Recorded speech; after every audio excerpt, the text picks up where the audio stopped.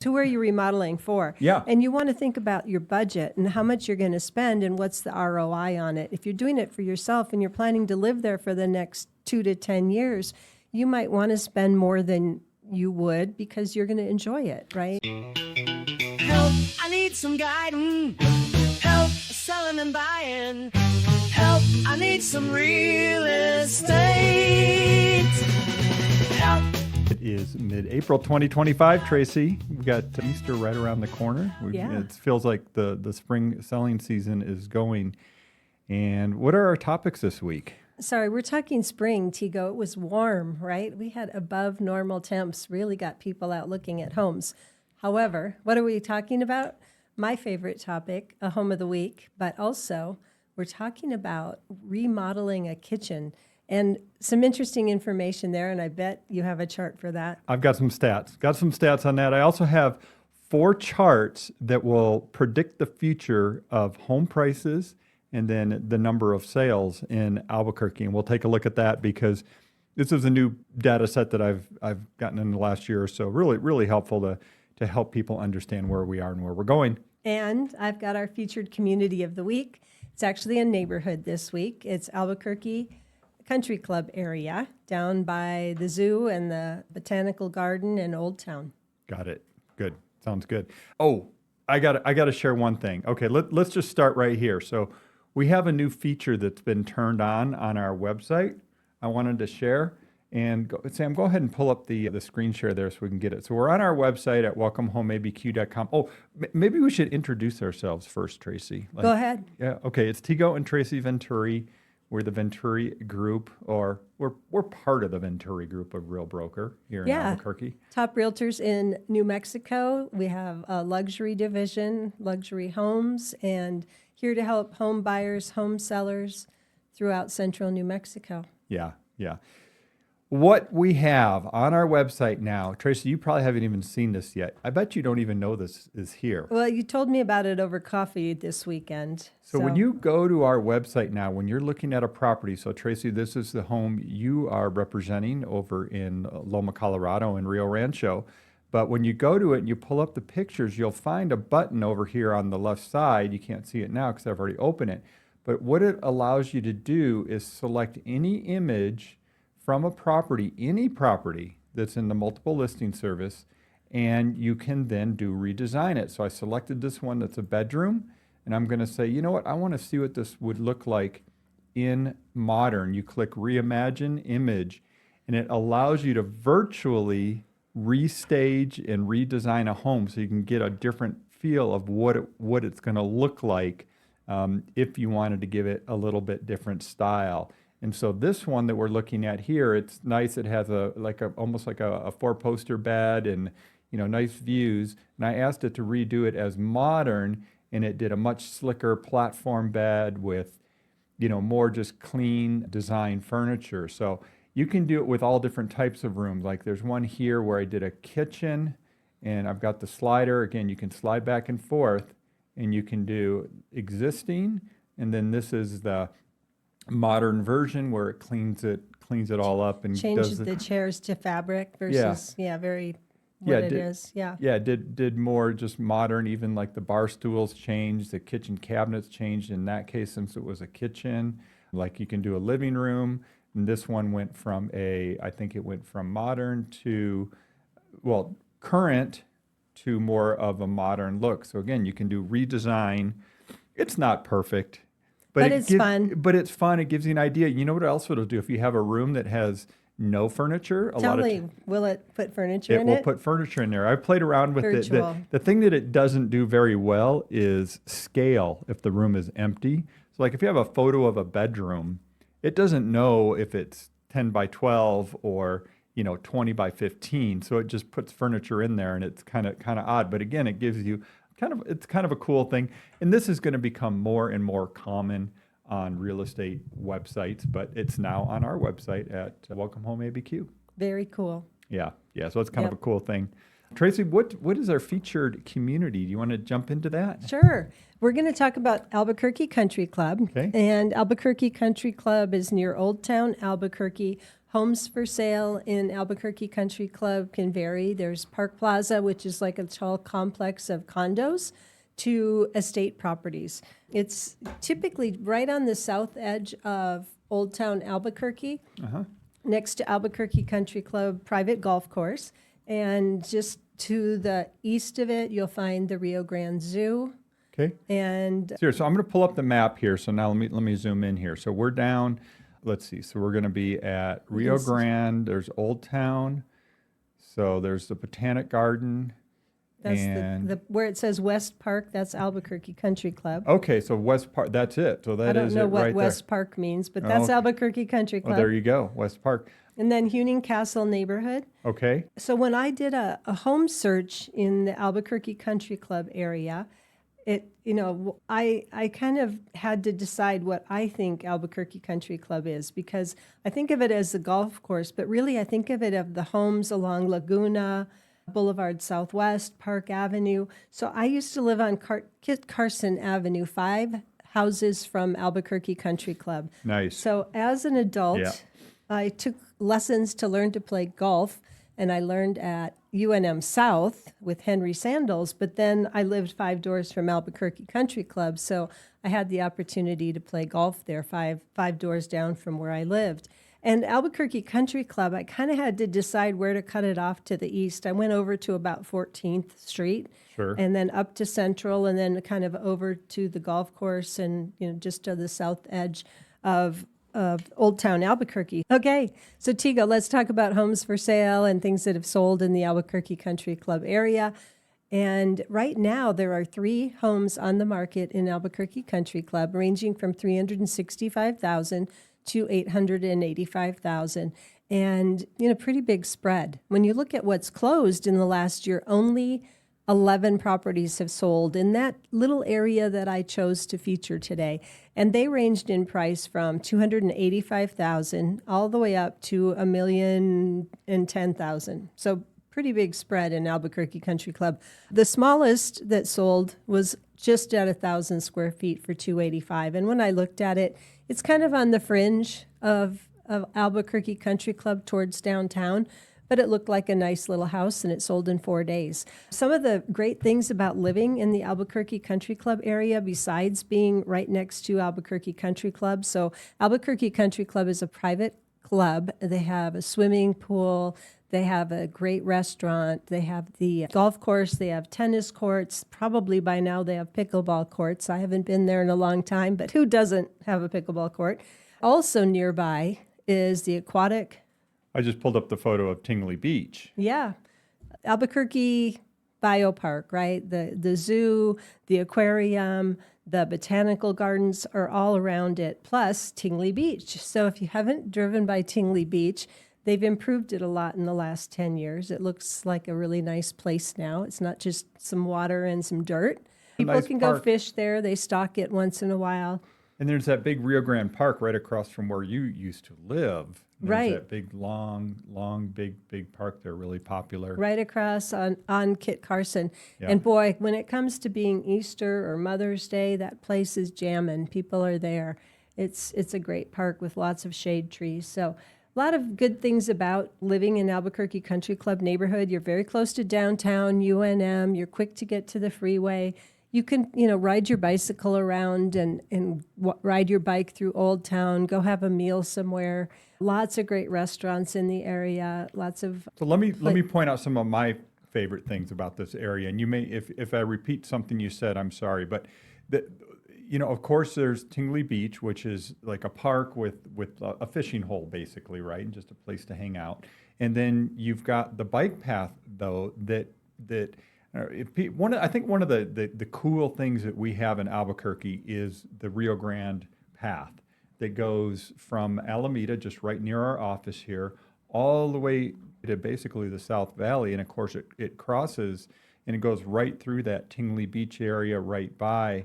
It goes past the Botanic Garden, goes past the zoo, It's a great, You're, great thing. You're talking about a paved path people walk and bike and rollerblade and ride horses along. If they don't really ride on the pavement typically, but there's a path all the way along the bosque Yeah, next to yeah. the river.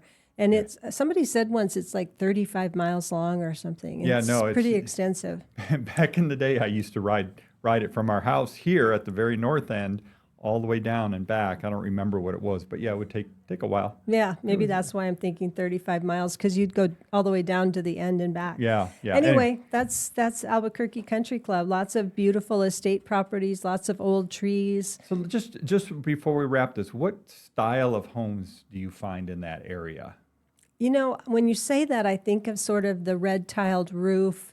I don't know if it's a California look or what that look is, but it varies. You've got territorial, you've got Pueblo, you've got old Spanish mission, you've got some condos, you've got some townhouses. My aunt used to live in a townhouse on San Carlos, right?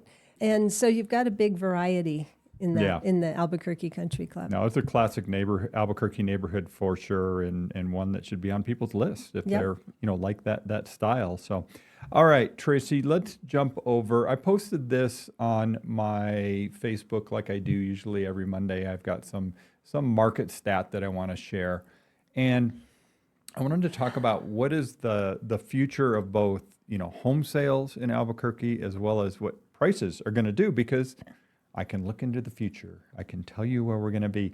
So I've got 4 charts I'm just going to go through here real quick. If you're online, you can see them here. So the first one is how many homes are currently pending. And so these are homes that have gone under contract, that are in pending or basically pending status, waiting to go to closing. And what it does, it gives us a really good insight, because we can look at where we were a year ago. It's about 10% more than 1 year ago. So we do have just more activity, more people that have homes under contract. So it does look like the number of homes selling is going to be up. Another indicator on units is the number of homes pending. And so this tells us what the activity is. And in this particular chart, when we're looking at it, we're looking at the average per week. And in this case, we take a 90-day average and kind of smooth it out, because we get a lot of up and down week to week. But on average, about 211 homes have gone pending or under contract each week in the Albuquerque area. This is just single-family detached homes, by the way, just so we know, versus 182 a year ago. So again, we're having this increase in activity and home buyers. So the death of the housing market has been highly exaggerated, I think. You say the death? The death, because you keep hearing social media, or you see social media posts talking about all the doom and gloom and the crash is coming and blah blah blah blah blah. Well, we're looking at the future here, and the future looks pretty strong. And when I say the future, I mean we're talking the next 2-3 months for sure. Median pending price. I love this because it tells us what of the homes that are currently in pending, what is the median list price of those homes? And right now they're up, what's that, about 6% from a year ago. So right now it's $375,000 versus $355,000 1 year ago. Again, this is the median price, so that's the middle price of all the homes. And then if we look at it on a price per square foot standpoint, we're up as well.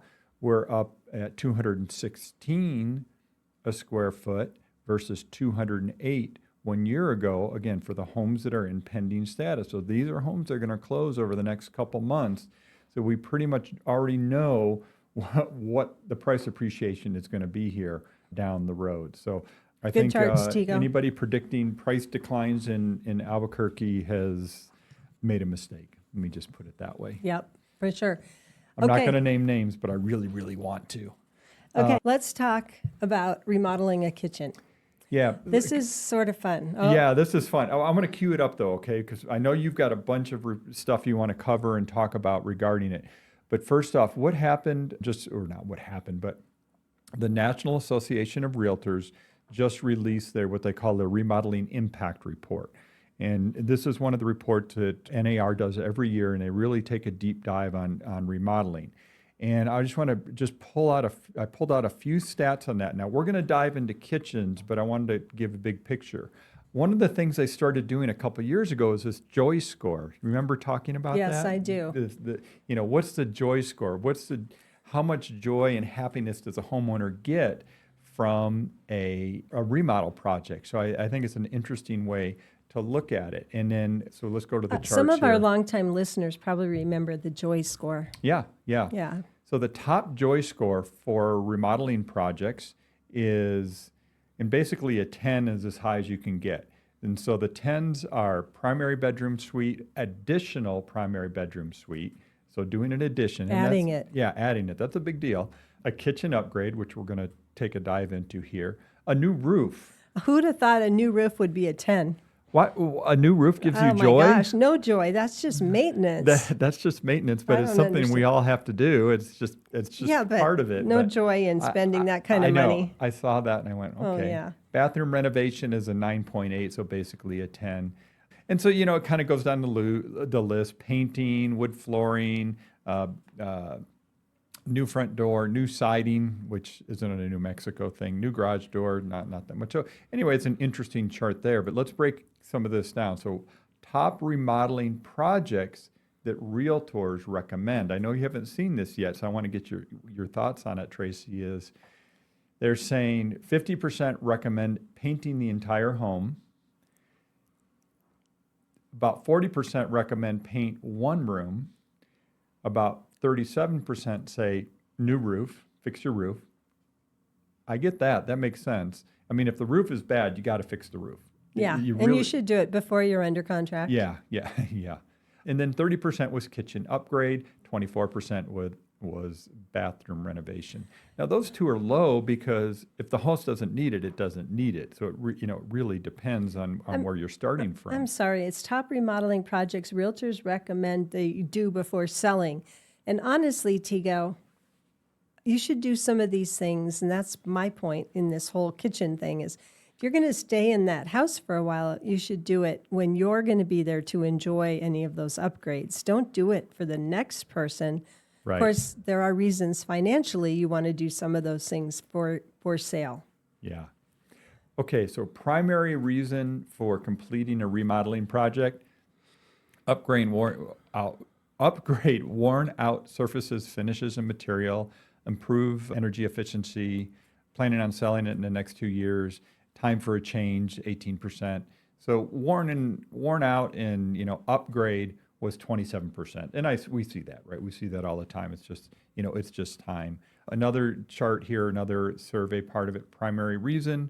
Oh, that's the one we were on, sorry. Most important results that you want from your remodeling project. So 28% said better functionality and livability, which makes sense. Again, if we're talking about kitchens in particular, making it look better, beauty, 23%, upgrading to more durable, long-lasting materials and appliances, 23%, and 15% for energy efficiency, which I found to be kind of low. Don't leave that chart. Okay. Better for resale, 4%. So yeah, that's an interesting 4%. because Important reasons to remodel. yeah, so I think that goes to your point here. You're just saying it's like, okay, are you doing it for the joy factor because you want to enjoy it, or are you doing it for some other reason? So let's jump over to some of this, Tracy. I just want to cue up one other thing before you go there, and that is, let me find it here. Okay, so according to the National Association of Realtors, homeowners say that the most important outcomes for a kitchen remodel are improved functionality, which we just talked about, and livability, about 28%. Number 2 is durable, long-lasting materials and appliances, 23%. And 3, enhanced beauty and aesthetics, 23%. So before you start dreaming about marble counters and tearing out walls, ask yourself, are you remodeling to live better or to sell better? And that goes to your You're point. stealing all my stuff here. No. You had to throw all those stats in there. I don't want to talk stats. I want to talk about joy, right? Okay. Okay, so my thing leading off this talk about remodeling kitchens is, who are you remodeling for? Are you remodeling for yourself or for the next owner? And that's the first place to start, right? Because doing something for yourself could be a completely different remodel than doing it to sell, right? Doing it to sell. So Tigo, you spent the weekend remodeling a house we recently bought, and you did it for resale, right? Correct. So you didn't rip out the whole kitchen, No. right? You bought that great Henry's oil something or other, and we wiped it on the kitchen cabinets and gave them a refresh. They look bright and happy again, right?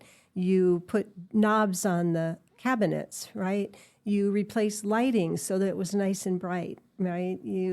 What else did you do in the kitchen? Just general cleaning, right? Right. Yeah. Deep cleaning was a lot of it for sure. And paint touch up. There were just kind of little nicks here and there. So deep cleaning. So that was for resale. But if you were going to be moving in that house, you'd have probably ripped the whole thing out, maybe redesigned the space. Not in that house per se. It didn't really have the space.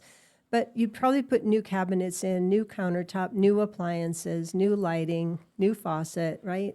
Actually, I'm meeting a countertop guy there tomorrow to look at it. But Okay, but side the note, point is, who are you remodeling for? Yeah. And you want to think about your budget and how much you're going to spend and what's the ROI on it. If you're doing it for yourself and you're planning to live there for the next 2 to 10 years, you might want to spend more than you would because you're going to enjoy it, right? So let's talk about ROI. So number 2 is minor kitchen remodels have an ROI between 70 and 80%. So for every dollar you put into your kitchen remodel, expect to maybe only get about 80% out of it. If you're doing a major kitchen remodel, like a big update, maybe only 50%. Maybe a full gut, high-end appliances, yeah. new layout, you might only get 50% back. So that would hopefully you're doing it for yourself. However, I think we need to talk about that when we're talking just about the dollars. Obviously, people that buy homes, fix them up, resell them, a lot of times do the kitchen. So it really, that number, that 80% return on investment really depends on what you're starting at. Right. Because if you're starting at a kitchen that's really outdated and probably, maybe in really bad shape, your return might be 120%. It's true. And if you're doing the kitchen remodel for yourself, your enjoyment factor might be 100%, right? Exactly. 10 out of 10. So sometimes less is more when it comes to return, right? Trying to reuse and just brighten things up. Maybe you're going to paint the cabinet fronts instead of replace them. And maybe you're going to replace the cabinet doors, but leave the boxes. There are ways to do it more affordably. So let's talk about the joy factor. Yeah. In a kitchen remodel. I know 110% for me. I spend a lot of time in the kitchen, and I really love a beautiful kitchen, functional with great appliances, great counter space, great view out a window. It's much more motivating. I bet there's some research on this. I haven't seen it, but how much time do people spend in their kitchen space as opposed to the rest of the house? And not counting sleep time, because sleep time is just sleep time. I'm talking about like living. Like, is it your kitchen or is it your living room? Think about it, Tigo. Most people now have a TV in the kitchen. They've got stools, they've got counters. When you go to somebody's house to hang out and do something, a lot of times you're hanging out in the kitchen, right? But one of the things in the stat for that, it's not the same, but 98% or 95% said they spend more time at home in a post-remodeled kitchen, and 70% said they feel more satisfaction in their home. So anyway. So I've got this list here. I think you've got it on your list there too. Or like, what are the things that make sense, or what are the points to think about that make sense to do a kitchen remodel? And this says, okay, if you're planning and staying in your home at least 3 to 5 years. Right. And again, it depends where you're starting from. Obviously, if you're happy with the kitchen, you're happy with the kitchen. And then the number 2 is the kitchen is dated, and it doesn't look like 2025. Yeah. And you'd like some more of those things. Or if you're upgrading a mid-range kitchen, not a luxury. A luxury kitchen is really expensive, especially when you start talking about, $10,000 refrigerators and stuff like that. So the last point there, Tigo, is when it makes sense for your neighborhood to upgrade your kitchen. We see sometimes people upgrade and remodel, and they make like one room all new, flashy, shiny, everything high end, and the rest of the house isn't. But if your neighbors are all upgrading their house, you'll want to upgrade yours too to kind of keep up with the neighborhood. But you don't want to spend $100,000 remodeling a house in a neighborhood that's not going to justify most of that, right? Yeah, You might want to move to a new neighborhood. Yeah, what do they say? That upgrade out of the existing neighborhood, upgrade Right. out of the neighborhood. And we've seen that many times. We've seen people add square footage to a home, and the neighborhood isn't going to support that, right? We drove by one on the way to that remodel house you were at all weekend, Tigo, and it was all these single-story ranch houses all in a row. And then there was this huge two-story where they had obviously added the second story on a single-story house, and it just stuck out like a sore thumb. It was sort of funny. We both kind of noticed it as we drove by. Yeah. So what are the best bang for the buck upgrades as far in your opinion and what you've found? Well, we do this a lot. You do it a lot, right? Upgrade the cabinet. Either paint them, clean them, put some oil on them, do something to upgrade the cabinets. If you can't replace them altogether, upgrade them a little bit, freshen them up. I think cheaper end quartz countertops, there's a lot of ranges there. Yeah, quartz is such a great material, and it's really the it material right now for countertop, kitchen countertop, all countertops really in a house, and there's all different ranges of prices for sure. Okay, one more, Tigo. The list says stainless steel appliances. I'm going to say, depending on the house, the price point and things, maybe all of the same color appliances. The house you're working on right now has a white vent cover Yeah, well, a white range hood. Yeah, range hood, no microwave, a black range, and a white dishwasher, all in view of each other, right? Yeah, yeah. And so I'm looking and it's at not it. driving me crazy at all. Yeah. No, I'm sure it is. I'm sure you intend to do something about that because the range is the newer of the three, right? Right, It's right. The black range is great. Yeah, yeah, The range is yeah. great. So at least making them all the same color, if not all stainless. But stainless really makes things pop. There's that home buyer that really loves it when they walk in and there's beautiful stainless appliances. One thing that's on this list I think is true, and that's upgrading the backsplash if there's no backsplash, because a lot of the homes, the production homes, don't have a backsplash at the back of the counter, and it's just sheetrock, and it's a relatively easy, let me rephrase it, relatively inexpensive upgrade if you go to Floor and Decor or one of the home centers and get some nice tile, because you can do a really nice high-end tile because you don't need a lot of it to do a Right, right. backsplash. The catch is you got to do a good job. Right. Don't put it up all crooked or bad grout lines or. You actually lose value if you do that, because we've seen that many times where the weekend warrior will do a project and not get the laser level out, not get the correct spacing for the tiles and the grout, and you're just going, no, don't do this. So yeah, you know what I mean. As a perfectionist, Tigo, Yeah, I yeah. see you cringe. One of the things that it reminded me of that I did this weekend, you know how much I love to clean house. There we were cleaning all the grease off of the vent, Yeah, the vent one that hood, just yeah. recirculates. Yeah. And going, oh my gosh, if they had a backsplash here, because we're trying to clean the wall, and it's got grease on it. Yeah. It's like, yeah, backsplash would help. So the one thing I really thought you were going to say is lighting, because I know that's always on your list when we do a remodel. Yeah, anytime I remodel a project, I'm just about always upgrading lighting, if nothing else for consistency, Or changing the light bulbs.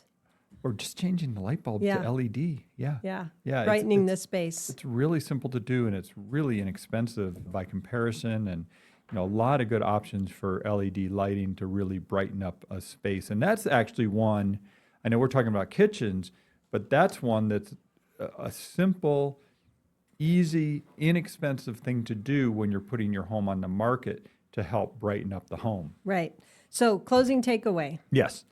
The best kitchen remodel isn't always the most expensive one, it's the one that fits your goals. So before you pick up a sledgehammer, like you see on HGTV, you have to ask, am I remodeling for how I live or how someone else might?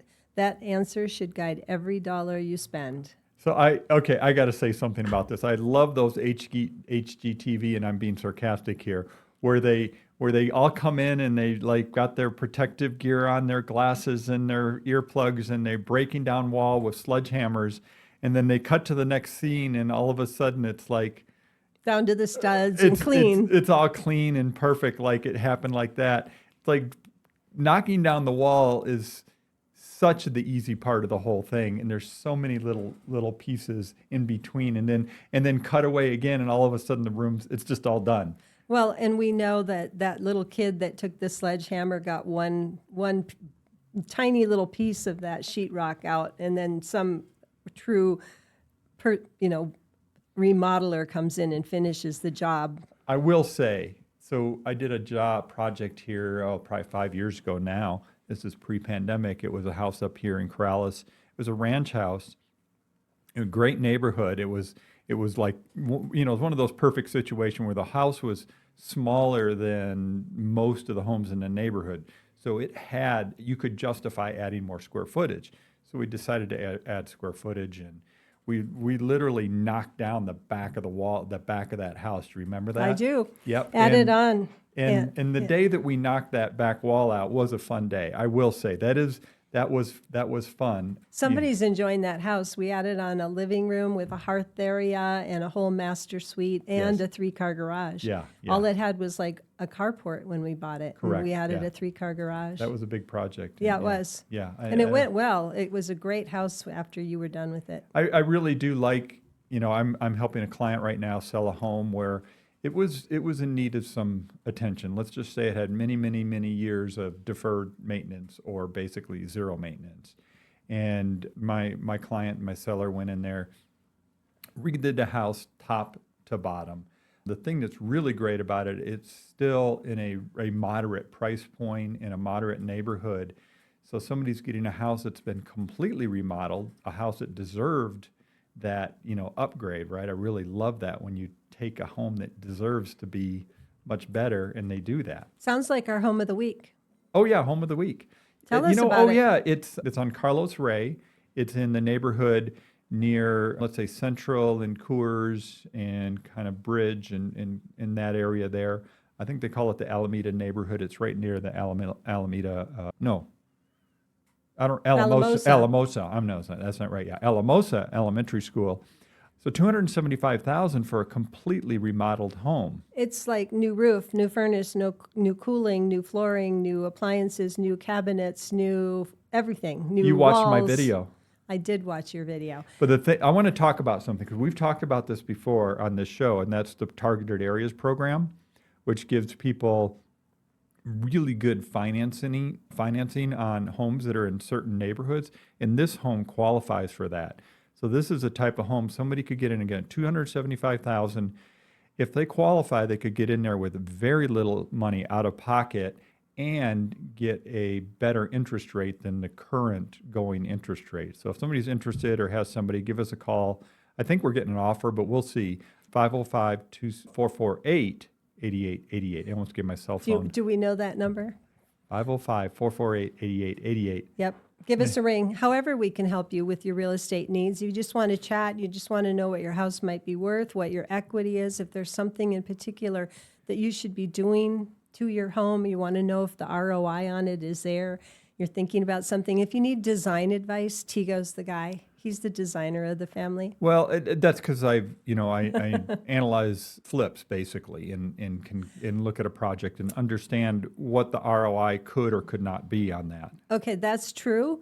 But as your wife, I know that you have this design skill. Your dad's an engineer, your sister's a high-end interior designer, and you have the best of both of those qualities. So when we have design things to do at our house, I defer to Tigo because he knows. That's good because then we don't have to argue over it. That's right. And I can just be critical if I don't like it. Exactly. If you made the decision. Of course, Although I've that's the way never it not works. liked what you do. I don't right? know about that. No, I okay, can't think of anything. Okay, I'm going to have to think about that one. We'll do that one next week. I'll figure out what you didn't like that I Do you did. remember when we were adding on our covered patio at Yeah. our house? Yeah. And I was very concerned that we were going to have too dark of a kitchen. And we went back and forth and back and forth. And you said, trust me. And what you did was perfect. It does go out beyond my kitchen windows, but not enough to make it not bright and not still a great view. Yeah, no, yeah. You were right. That's what I'm saying. Wow. Again, you were Y'all right. hear that? Yeah. Yeah. Hey, thanks for listening. Another episode of Albuquerque Real Estate Pod. What are we at? 531, did I say? Yeah, something like that. We appreciate you. If you've got any questions about real estate, to reach out to us. Take care, everybody. Thanks for watching the video all the way to the end. We appreciate you. And please click subscribe. We'll keep you updated on what's going on with real estate in the Albuquerque area and New Mexico, and of course, across the entire country. Have a great one.